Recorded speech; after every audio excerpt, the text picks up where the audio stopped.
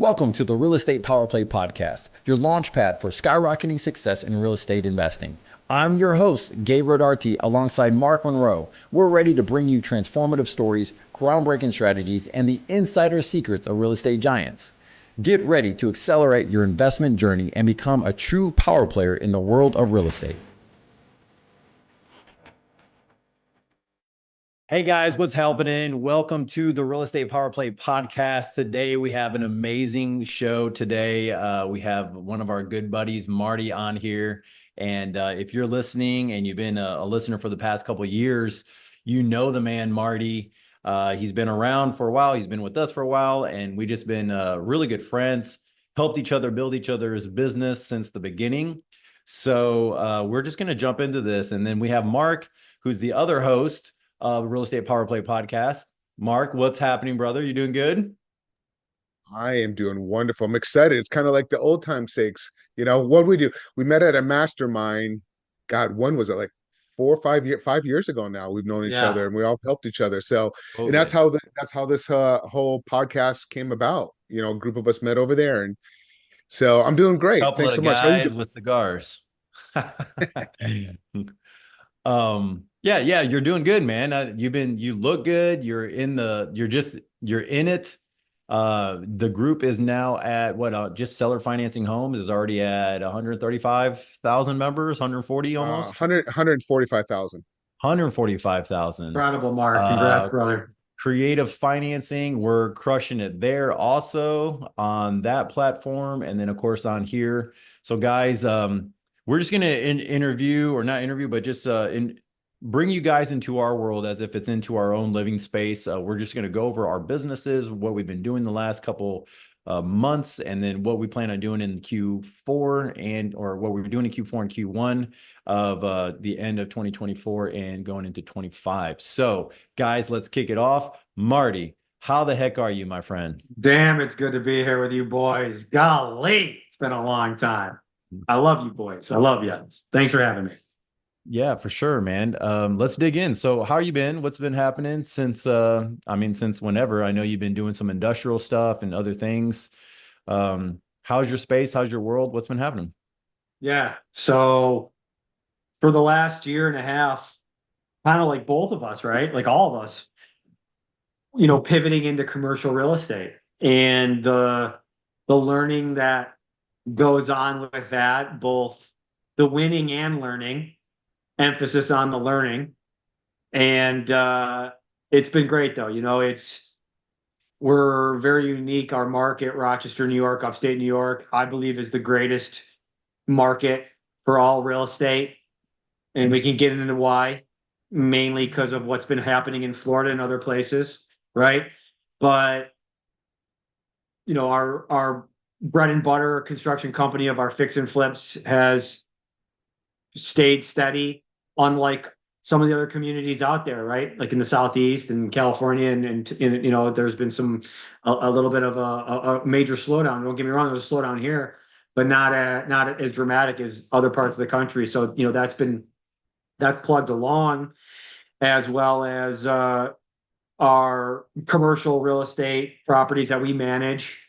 And one of the big purchases was that 79 unit that Matt and I and a few other partners we bought, and managing that on the day to day. So that's been interesting. That's been a lot of learning. That's been a lot of being in there and kind of getting our hands dirty to learn that business. But that's been so far so good. Still kind of making sure that is moving the right way, and you got to have GPs there that are there, right, and not just taking a back seat. And with one of the major things that we've been doing with industrial is we're taking some calculated risks there. I mean, that's the reality of our world, is that we're optimistically paranoid. We are, we're willing to take some risks, but we're very paranoid on that, just the decisions that we're making, and making sure that we can find tenants for these properties. It's very easy to buy things in this world, but certainly a lot harder to lease them and then manage them, on. But what we find is that once you get that tenant in, guys, that you potentially have a long-term ally, long-term client with you that as long as you do what you say you're going to do, as long as what you do, you know, with the lease and tells, you're going to be okay, you know, but it's just getting them in the door, right? So we're still figuring that out. Don't get me wrong, we're still new to that, but we're willing to go to school and learn it. Nice. Are you setting that up as a trip on that? I know a few of them, yeah, Mark. On a few of them, yeah. And you know, there's one that we're working on right now that's its closest we have an LOI for, and that's not triple net, that's modified gross, but it's a 5-year lease, which is really what the bank wants to see in this world is, you know, at least a 5-year. You know, they'll play with threes, but you know, we have a government entity that's a non-for-profit taking it for a 5-year term. And you know, it really in commercial industrial anyway, the tenant is the asset and the building is the liability, right? So the asset of the tenant being something where you can depend on and having the book and being a long-term type of non-for-profit, the bank's really excited about it. So we're very close on that. So fingers crossed, but that wouldn't be. But on the other few that we have, we are looking for triple net. Nice, nice. My buddy, Jack, that the guy who owns a pig pen. He's got a property up there in Rochester, and one of his tenants is the DMV. And Oh, imagine that. yeah, yeah, beautiful. Yeah, they're not going away, and they're always paying their debts. You know, that's what government does. You know, obviously, if there's not a shutdown, but rarely will that occur. So yeah, it's a great tenant. And they always pay it back. So I want to Yeah, jump here. I mean, that's amazing, great stuff. And we were talking about your little one before, and how old's the little one now? 18 months old, Marty Jr., and you know, couldn't be more proud and happy and lucky and grateful and inspired. And it's, you know, knock on wood, so far so good, and just extremely excited about watching this little guy and growing up and all those fun things. So we're having a lot of fun. Nice. Now, since we're in commercial, I want to jump over to Gabe now because I know Gabe, why don't you kind of bring us up to speed where you're at in your world and your journey and how you shifted over to the commercial. So kind of give everybody a little bit of Absolutely. background. I know little bits and pieces because we all of us been busy in our own world doing our own things for a little bit. So Yeah. bring us up to speed, Gabe. Yeah, so what I did was in the last we've been doing commercial for 2.5 years, maybe 3 years now. Full like really getting into it. We still have our flips and whatnot. That's kind of like the why shut it down. The market's still doing well in those areas. Um, but really, we went through that whole gamut of like having some mobile home parks for a time being, having some small industrial.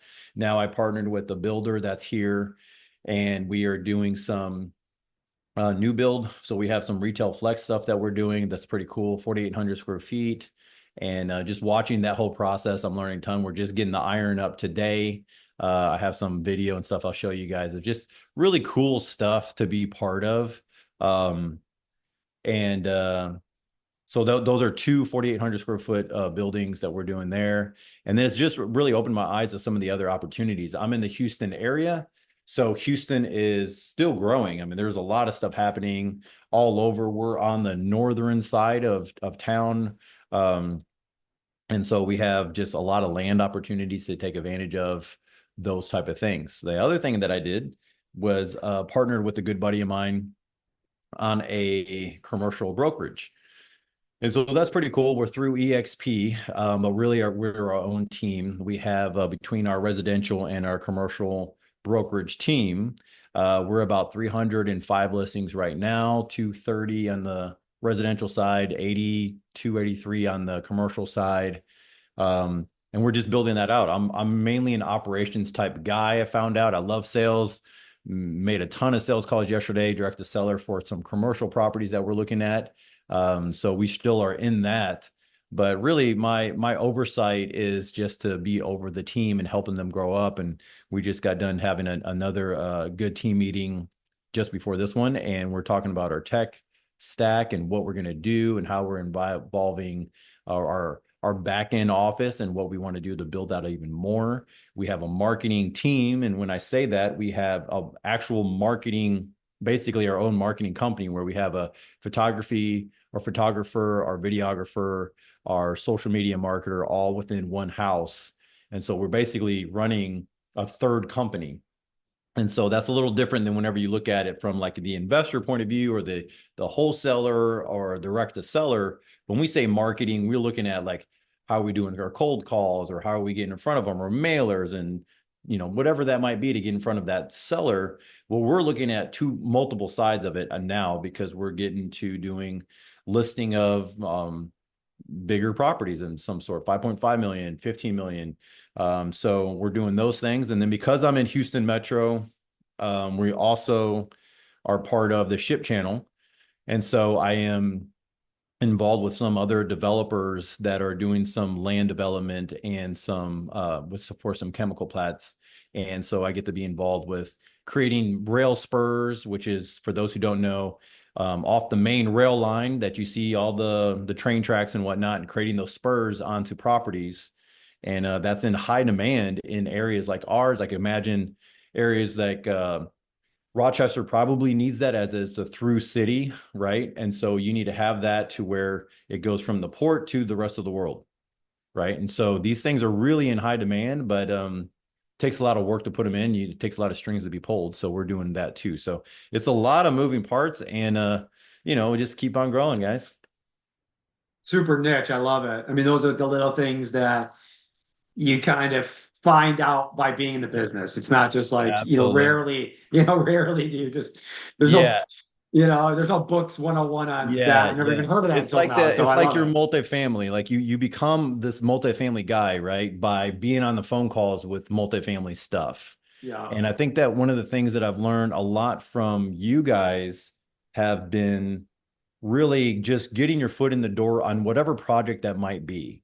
And I don't know about you guys, but I just hear a lot of people in the space, especially in commercial, like, hey, you want to niche down as much as possible. And that's true. I mean, you don't want to just be in every asset class. But while you're in those classes, whatever one you might want to be like excited over, you're doing multifamily and industrial, some retail stuff. While you're finding that stuff out, you're also finding other stuff about, wait, you did what with this piece of land, or you had this 10 acres and you were able to create, what else did you do with it? And it just opens up these other doors and those relationships. And then I have a neighbor across the street who works with Union Pacific, and he needed some help with his flooring. And I'm like, hey, I got a flooring guy. If you do this, blah, blah, blah. Next thing you know, he's connecting me with the UP dude who's in charge of all the engineering for Houston Metro. Boom, boom, boom. And then next thing you know, I'm on a phone call, and now we're going to go and develop a piece of property. That doesn't happen if you don't just keep going. And that's one of the things I love about this group, what we've done over the past, and then you guys in our side chats of just these little nudges of like, hey, I'm working on something. It's like, dang it, I want to work on something like that, And we're gonna go in the Mark stuff of all these manufacturing home parks and these development communities that he's doing, and we're like, dang it, that's our competitive side. But there's a side of going, you know what? I'm glad I had this conversation. It opens up this, maybe, just maybe I could do that over here, or I have this extra land play or industrial play that you might have just not have seen before if you're not on the phone. Being in the game, right? It's just being in the game, and 99% of it is just sticking with it. And we've talked about this before, but you don't really fail unless you quit. And the longer you stay in the game, the more likely you're going to find something that you find like a real passion for, and also something that makes you a ton of money. And we're all three of us opportunistic real estate investors. There's not like one thing yet. And maybe I shouldn't speak for all of us, but there's not one thing yet for me that I'm, oh my God, this is the one, right?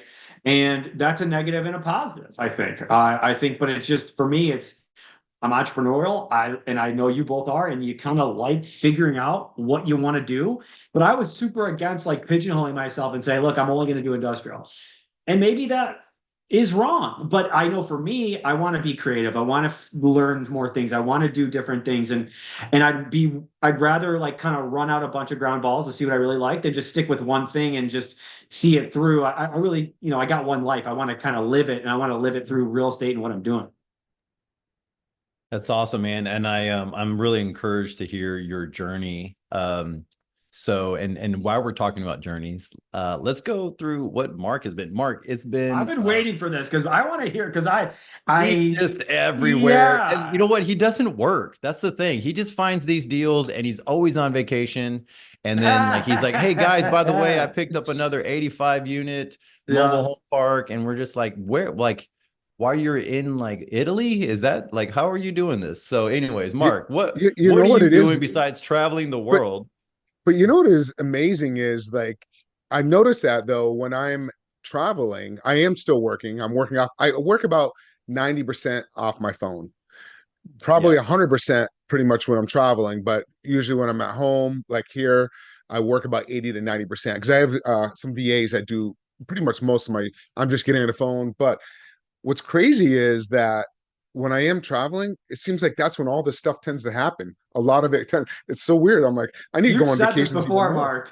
You've said this before, like some of your better deals, some of the better leads, some of the, the magic that occurs in your company happens when you're on vacation. You need to take more vacations. But I don't really call it vacation. I'm still working. I'm just enjoying it, being around friends, just different things and getting out there. And you guys know I love, in the summer, I live in South Florida. It gets a little hot here in the summer, so I like to travel. I was just in Vermont last week. What happened last week? Oh, we got the mobile home park that we're working on that one, the 135 in Virginia. And we closed a couple months ago on the portfolio mobile home park, and that was 4 parks and one in South Carolina. We did get worried about the hurricane that came through, but the tenants were amazing. They got out there and got their own chainsaws and they took care of the roads and got everything good. So no big issues there. So Awesome. yeah. So I love working with people, networking. I don't want to manage the mobile home parks. That's why I have some partners to kind of handle that. But it's all there, and I'm still, as you guys know, I still active in the residential. I like residential, especially there's a lot of demand because there's such a housing shortage. I'm starting to see commercial people, believe it or not, coming over to the residential world.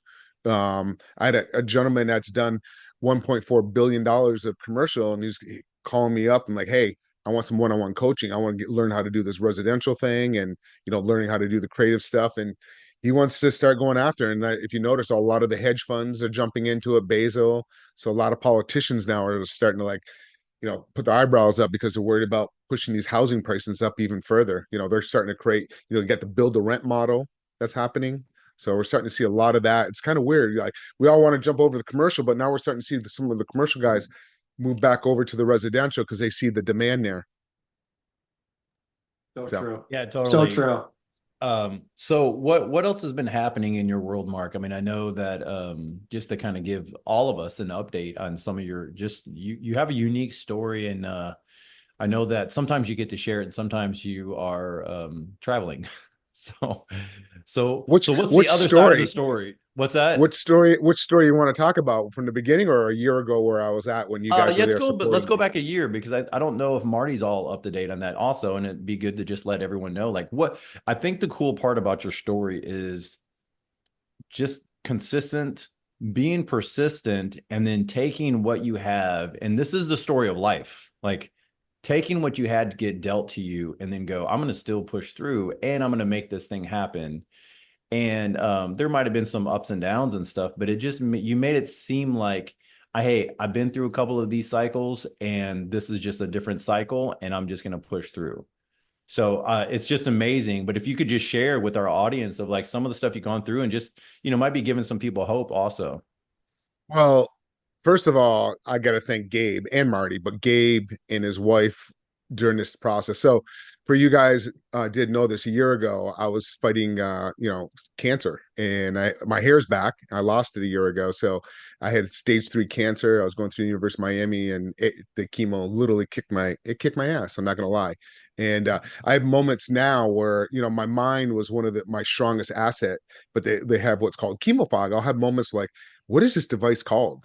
Like that, I'll have those moments. I can't remember. It's kind of like if you're trying to think of a person. And but hey, I'm alive. I have to get checked every 3 months now and full body scan every 6 months. But if it wasn't for real estate, having that passive income, and there was a point where towards the end there, some treatment, I was only working like at 10% capacity. I couldn't really function. I was really sick there for a little while, but in the beginning, I still fought for it. And but you were there. You got me. We did a lot of meditation. You got me hooked with Joe Dispenza.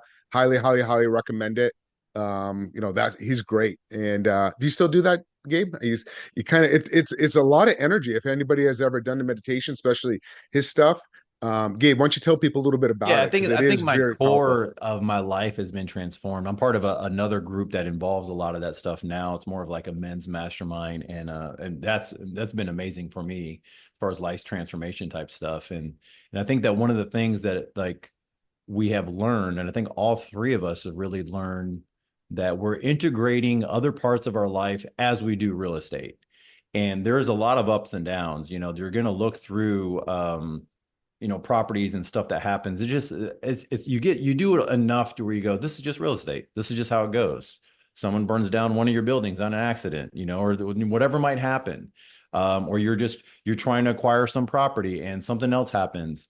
Well, that's just the real estate side of it. But there's another side that I know Marty would probably be the go-to for more the health side and keeping our health up and going. But mine is definitely more on the being part of just being a human being and making sure that you're putting in that time for yourself. And I think that right now I've seen more people, guys, and correct me if I'm wrong, but I see more people during maybe a slowdown in the market that gets heightened stress of what's my next deal coming from, where else am I going, overworking 90-hour weeks, pushing into these other areas and not really taking care of themselves. And that's really a key thing. Like if you can't take care of yourself, you don't last long. Major health issues happen.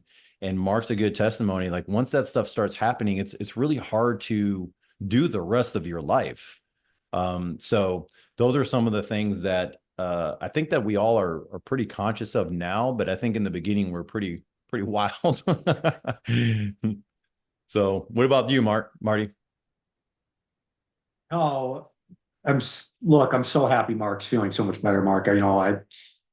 I was, it's such a, you really remember and think about what's important, right? And the fact that Mark kept working through it and he was able to, I'm just so happy he was able to get through that because that was, I knew a little bit, just through texting with him, texting with you, Mark, and I'm just very grateful that God is good, right? And so, yeah, I mean, look, you got to take care of yourself, and no one's going to do it for you, and you got to make it a priority. No one's going to make it a priority for you. And it's little things. It's not giant life changes. You can take little steps at it because it's not something where you can just take gigantic changes. I mean, some people can. I wasn't one of them. It's just little tiny things like you were talking about, meditation and gratitude and making sure you get some exercise and remembering what's really the most important thing, which is health and family, and then all the other things, like you said, Gabe, perfectly. It's just real estate. Look, real estate's a great business without the people in the buildings. But because they are both having people in buildings, it gets tough. So Right. it would be a great business without those two things. But no, those are what I think about is just like how grateful we are that we're here. I think another thing that people don't really remember a lot as well is that how far you've come from just 2 years ago, right? We're all very competitive. So we see what people are doing in our industry and in our circle. And it's a very small circle, actually, when you start kind of elevating your game. And you just sometimes people don't give enough credit for where they were maybe a year ago, even 2 years, 2 years ago, especially, but even a year ago. And I think if we kind of remember like where you come from, like if we all talk about where we came from 5 years ago, where we first met, I think it's 5 years ago, right? Like you said, wow, unbelievable, right? Right. But like Ed Milet says, just blissfully unsatisfied. I'm in bliss, but I'm unsatisfied with where I am. I know I can do more. I want to stretch. So you try to keep everything in perspective and you just try to do the best you can day by day. Yeah. So, by the way, I really appreciated you guys so much. You guys have been there supporting me.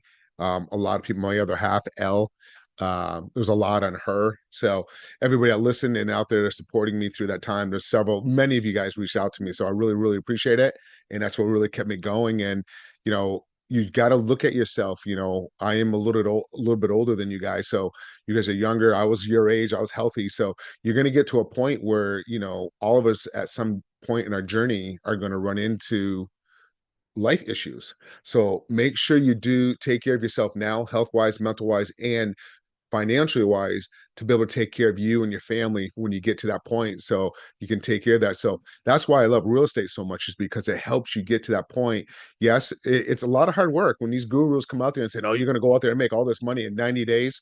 eh, it's work, and you're going to fall on your face, and don't quit. Like Marty said, if you're not failing, you're not growing. You have to fail. So you got to learn from it. And a lot of people will fail and they'll just kind of never come back into the real estate game. I can't tell you how many times I reached out to people, or people would reach out to me, you know, um, because they're in other coaching programs. Even the large groups reach out to me, and they're pretty much thrown in the towel, that type of thing. I'm like, wait, don't quit. You got to learn, keep learning, learn, have many mentors. I've used you guys as mentors in different things, in different aspects of my life. So that's where you want to surround yourself with like-minded people. If you're around people that are negative, friends and family, oh, you're not going to succeed or this or that, just shut the noise out. It's like politics. When you hear politics, there's a lot of noise going on. Shut the noise out, shut the emotions out, and go with logic. Go with your logic. So that's a little bit of advice I want to And give there. Mark, look, for those who don't know, Mark is a student of the game, like pretty much not many people I know. And he will go to Marty, what are you, 35, 34, 35. 35. He will go to Marty, and Mark's 52, 53 through 20 years. So there's a 20-year gap. And Mark does not approach it without, I mean, I've just never really heard Mark approach Marty or me going, well, I've already done these things before, and I know this, and I know this, and I know this. So can you just help me with this one thing? And I see a lot of people do that to me, or even Marty might even have some of that. Mark just approaches like, hey, I just have a problem. I need a solution. I've seen you do this before. Really great. Awesome. Marty, you're really good at it. And he's just a student of growth. And I have to give it to you, Mark. Like, and we're not here, guys, just tuning each other's horn. We have all had bad times with each other. We've all had things we've been bothered with each other on, of different stuff. But I'm really honest of saying he's one of the few people that I know that doesn't have a problem someone saying, hey, that's not a good way, dude. Don't do it that way. Mark doesn't care. And I think that's why he's able to push through those situations that a lot of people have hard times on, because you have to, it's not that you have to have thick skin. It's really you just have to have a teachable heart. Like, you have to be coachable. And I think that's one of the biggest things I've seen Mark do, is just go, hey, and that's probably why you're one of the better coaches that I know. Like you, like you go way beyond helping people, digging through some stuff in their own deals and stuff. And I'm like, man, you are definitely given your coaching ability right now, but you also are you're coachable. And wouldn't you say to that, Marty? Like, that's just one of Mark's gifts, is like crazy. Mark's not, what are you kidding me? He's constantly like buying courses that he already knows because he wants to find like one little wrinkle and or to just continue to educate so that he can actually give back to his students, because he probably forgot more stuff than I know, right? So it's like the constant pursuit of the education is why he's successful. That is it. It's really that. It's just constantly trying to learn, and the best teachers are the best, the ones that are constantly learning, because they learn by teaching, and then they want to find different things that maybe they overlooked, or that, and they're okay. They don't have an ego. They don't care who gave them the information. They just want the information. They don't care who they go to. It's just, what's going to give me the best information that I can take for my business and then teach other people in a different way that may resonate with my students. So yeah, I mean, of course he's doing what he's doing. I'm not surprised. I mean, you guys are the same way. That's kind of why we're all friends. That's why, because when people are not like that and they just take, and don't give in return. I mean, how many people are in your life that you've been through those, and how often you talking to those people? Because you just kind of, okay, you'd use me, blah, blah, blah, move on. But we all want to help each other. And that's kind of why we all form, because we're all here to help each other. And not just you guys, but even other people in our circle that we're growing. I don't know about you guys, but really enjoy helping people. It doesn't matter if it's a seller, it doesn't matter if it's a buyer, it doesn't matter if somebody's learning real estate. I kind of that makes me feel good more than getting that big paycheck. I don't know about you guys. Thank you. Yeah, for So sure. Marty, Absolutely. let's because I mean we can go on and on. Let's kind of talk a little bit like, what's your goal that you're going towards, and like what do you need, or who can you work with? Kind of let's go down that path a little bit now. Sweet. I love it. And yeah, for me right now, the goal is to right now I see what can be done with commercial. And I totally get Mark was right. Like there are people coming into residential because there's like this sort of I think people get like they think it's less than to be in residential in a way, right? Even though like the point is making profit and making money. And I think people are like, well, I'm just a residential investor. There's nothing wrong with that, for one. And for two, there's plenty of people that make more money in residential than commercial people. And yes, are there unbelievable upsides in commercial? Yeah, I do. And we're learning that business because we want to challenge ourselves. It's not that we think that, yes, do we think there's potentially more profit money to be made? Sure. But it's the challenge that is really what's exciting. So, what we're looking for is deals. We're looking for properties that, we can buy and that we can then manage. I'm a really big fan of trying to get across exactly what we do in a very fast, efficient way. I think we all, as investors, it's important that we can say, what do you do? And you have something very like specific that you say. And so like mine is, hey, Marty Grizzanti, Suplex Properties, and what we do is we work with high net worth business owner type individuals who are time poor, who don't have the ability to find cash flowing properties. And we marry the two and we manage and operate them. And that's what we do. So we work with high net worth individuals, we find cash flowing properties, and then we are the ones that operate and manage them, and we all work together so that we all can benefit from real estate. So we're looking for large industrial properties all over upstate New York, multifamily all over upstate New York, and that's what we're doing, and certainly open to other real estate as well, just kind of opportunistic in that sense. It's awesome. I like it. That's great. And you got good stuff going on. And, I see some of the stuff that you're doing up there. So happy. I know I'm really happy for you. You guys are doing extremely well up there, you and Matt, and you guys are doing very well. So, Gabe, let's talk a little bit about you, like where you're at, where you're going, and like what, just kind of put it out there.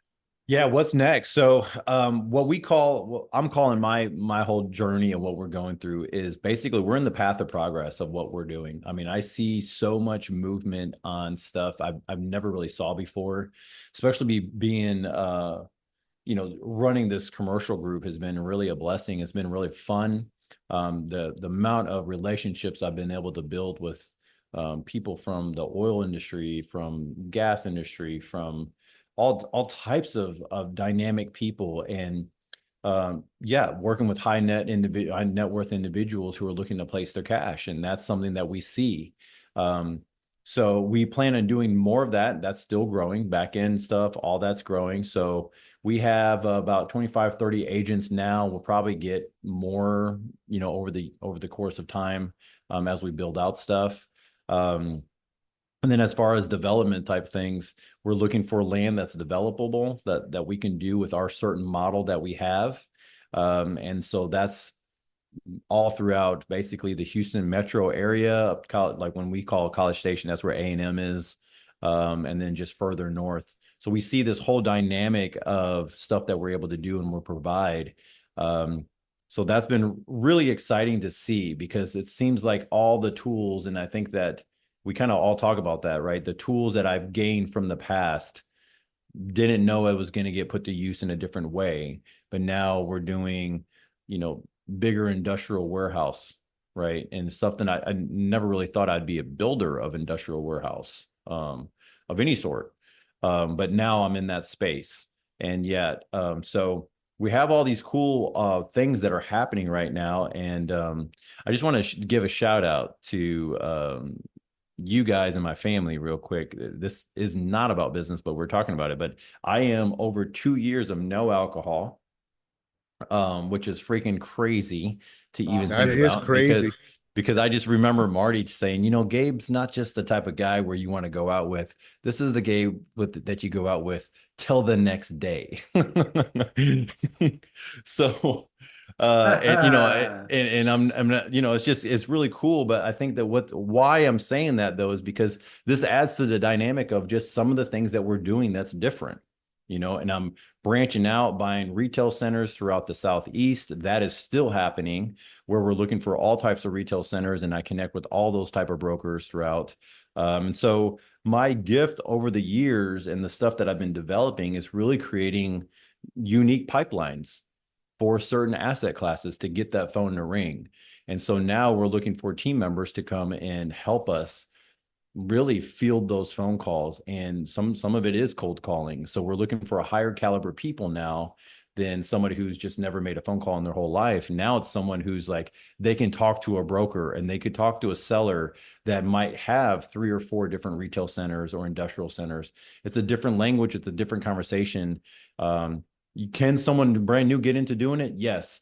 But now these pipelines have been happening for quite some time. I've honed into a lot of them. You guys have helped me build a lot of them, and so now I'm really right. I'm in the middle of the spoke wheel where things are now starting to come our way, which is really cool because now I get to cherry pick a lot of cool opportunities that are out there. It takes work, right? And so those are the things that you don't just get momentum. You got to grind for, like you said, 2+ years to get momentum. You don't really deserve momentum yet. You have to do the hustling and the grinding and the learning and the punches in the face in order to, you know, have that get returned to you, and you just don't deserve it until you start to do the work. And unfortunately, some people kind of like luck into deals, and that might be the worst thing that can happen to you, because then you think that happens all the time. And that's how you really get out of the business fast. I think the best people have to really work and learn and grow, and then they get it. And then, yeah, like us, like the normal people. So everything that you're getting, you deserve, by the way, all of you, Mark and Gabe. So that's just what's supposed to happen. Because at the end of the day, if I think good things happen to good people, and why not us? It's just the way it's supposed to be, I hope.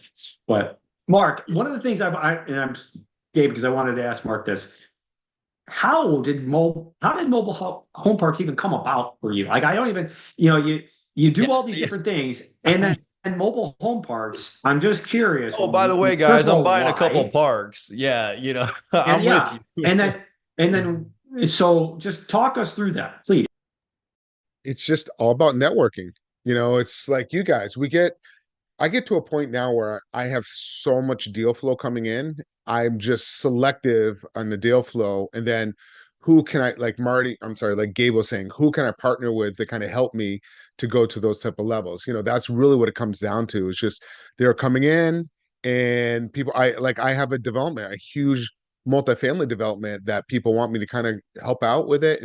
But my bandwidth is only so much, and I don't know if I'm going to take it down and get involved in that one. But you get to a point where you just have so much deal flow coming in, it's impossible now to keep up with all the information out there. It's just, and I like another aspect of it is because the way the interest rates and the way the economy is going, affordable housing is one of the biggest things, and I see mobile home parks as one of the biggest areas of affordable housing, and that's kind of why I went to it. And I've my first real deal was a mobile home when I was 19. So I've always kind of been in that world a little bit, but I've always liked it. I think the people are good. Yes, there's some headaches, but the returns are incredible on mobile home parks, and I'm sure you guys have all seen the returns on them.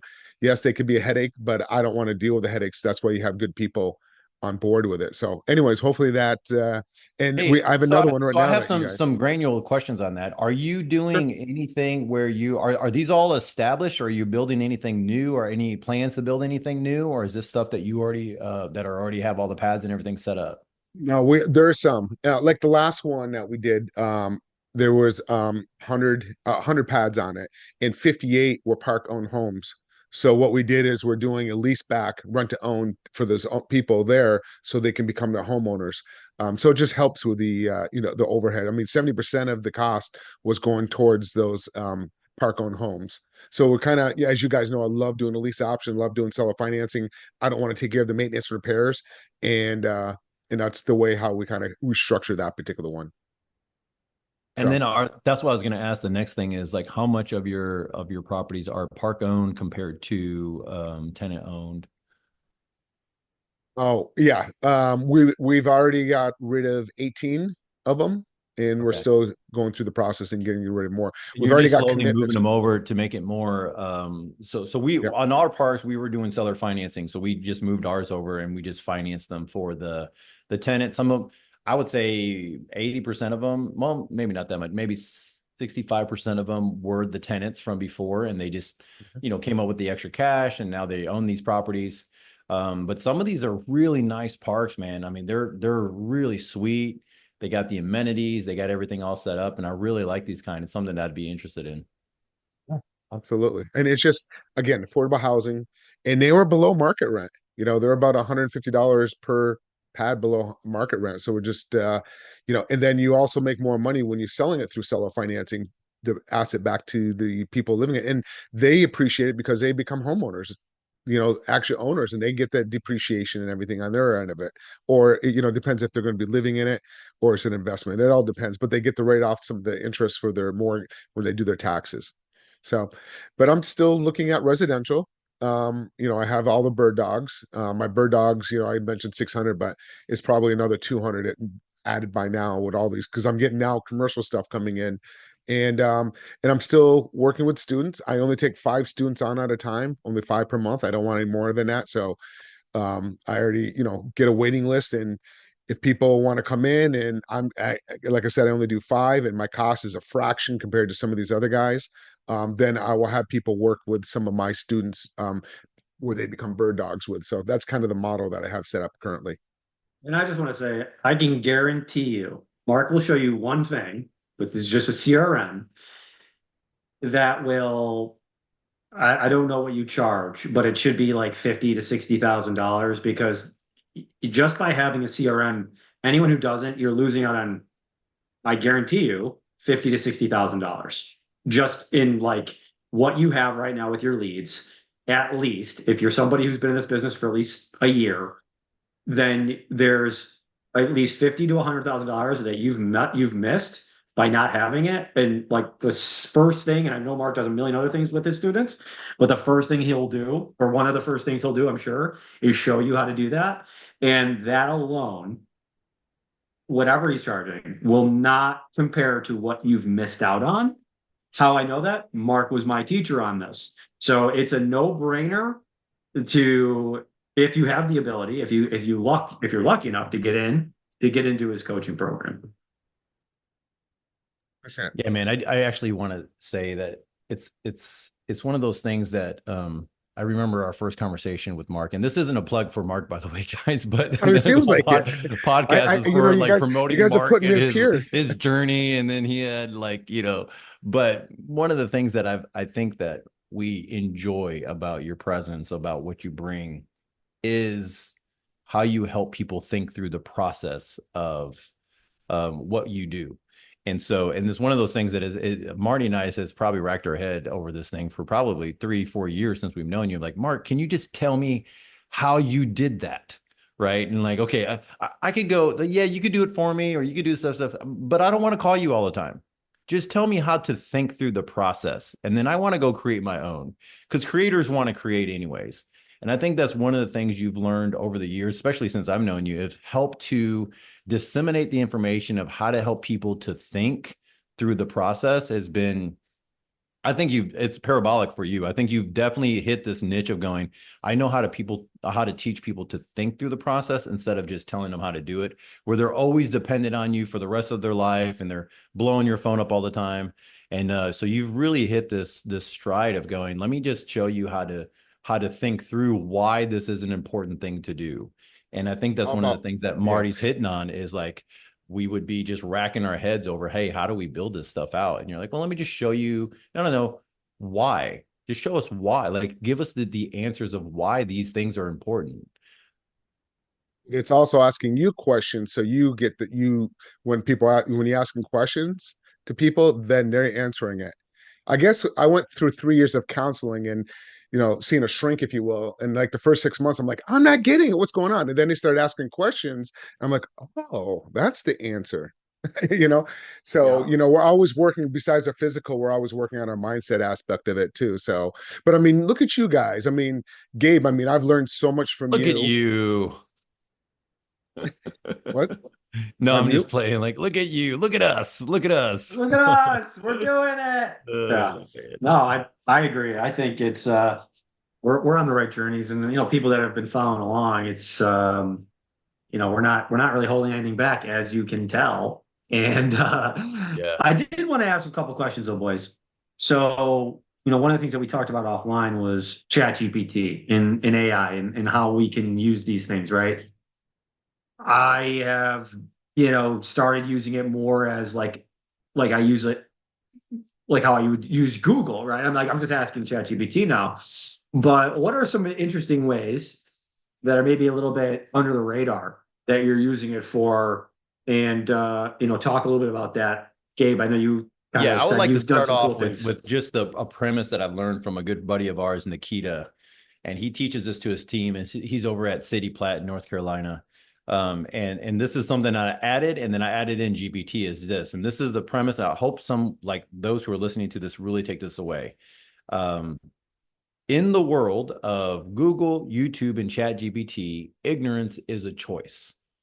And I say that now to my kids. They'll say something, and I go, you know what? I can answer that, but you can go find that answer. And the reason why I'm saying that, now we say that to our team, we say that to our brokers, we say that to our realtors, I say that to everybody that I know. Hey, in the world of YouTube, Google, Chat GPT, ignorance is a choice. We're choosing to not know how to make this work. Right. And so I just want to lay that groundwork of like, we are now in the place of AI where if you're choosing not to use it, it's a choice for you, and it's ignorance because, not to be rude or anything, but it's a little prickly to hear, but it is a choice. So how do you use it and how to go about doing it? I think one of the first things that I did, Marty, was basically take some prompting classes. $29 classes, $50 classes, took some YouTube course over here, whatever. Very simple. My kids are involved in some class, and now they have to watch it once a week just so that way they're in it. They use it almost every day, if they're not every other day or something like that. I use it for almost everything that I do. And then once that led into the world of how to create your own GPT, and then the different programs that are out there that you can use. So for those who are content creators and stuff, there's a whole world of AI that everyone should be part of. And so I would say, I don't know, Mark, maybe 50% of the stuff that we do now on the podcast is done through AI. And not us here, but just some of the editing and the stuff that we have John on the back end do is AI driven, and it just helps to collapse time. And so, from getting the shorts and some of the other things, this is our world that we live in, right? It's hard for people to just go out there and create this content and to go out there and do it, and they don't want to be on the video, or they might be nervous. Maybe the younger generation is totally cool with it, but I find that most people get nervous over this type of stuff, right? Because it's evergreen. It's always out there in the internet. So there's some areas there, but I'm telling you, one of the key things, and we're talking about this offline, and I'll leave it over to Mark, is I started learning how to create my own GPTs and my own conversations with what I want and how I want it to talk back to me. And those things have been very helpful. When you're looking at doing an LOI and you have a piece of property that's maybe a diamond in the rough, but to get a good deal, you have to explain the rough, why there is 3 creeks going through it, why there's a pipeline over here that you can't move, but you're going to have to pay to move it, why you need this extra dirt and you need a retention pond and you need these other things. I now use GPT to help me. I just blurt it all out and I go, okay, this is how I want. And because I've learned, and this is just Marty from the beginning, from maybe February this year, we're in October. not that long, but now I know how to talk to it to where I get the response that I want. And so it talks my language. And so there's my little nugget there. I'll give mine real quick. I do got to jump off in 5 minutes. I have a hard stop.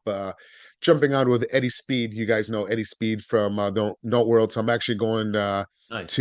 I'm speaking at the Note Expo down in Dallas the second week in November. So there's a little plug for Eddie. But anyways, I use ChatGPT for everything. I even have my admins do it. I pretty much hardly ever use Google now, unless I need it for directions. But I'm doing research. I use, let me give you a quick example. One of my refrigerators, one of the shelves broke, and I've been trying to find a shelf, and I could not find where to find this. And I've been looking and searching. I went up, took a photo of the model and serial number, and went to ChatGPT. Hey, I'm looking for some shelves for this product. It searched it, got me the link all in seconds. It's a crazy stuff how good it is. Love So that. I use That's that what I'm as my looking for. I use that for my Google now. Wow. Everything. And then I have my VAs. They compose all the emails, everything all through that. I use an Excel spreadsheet. Like, hey, if I want to make $5,000, an example, if I want to make $5,000 a month and I need to make out of this many calls, this is convert. How many calls and how many calls do I need to make? And it created an Excel spreadsheet in seconds for me. I love it. That's great. Great. Great examples. Yeah, this is awesome. How are you using it? I actually started using it for my investor reporting. So, saying, hey, ChatGPT,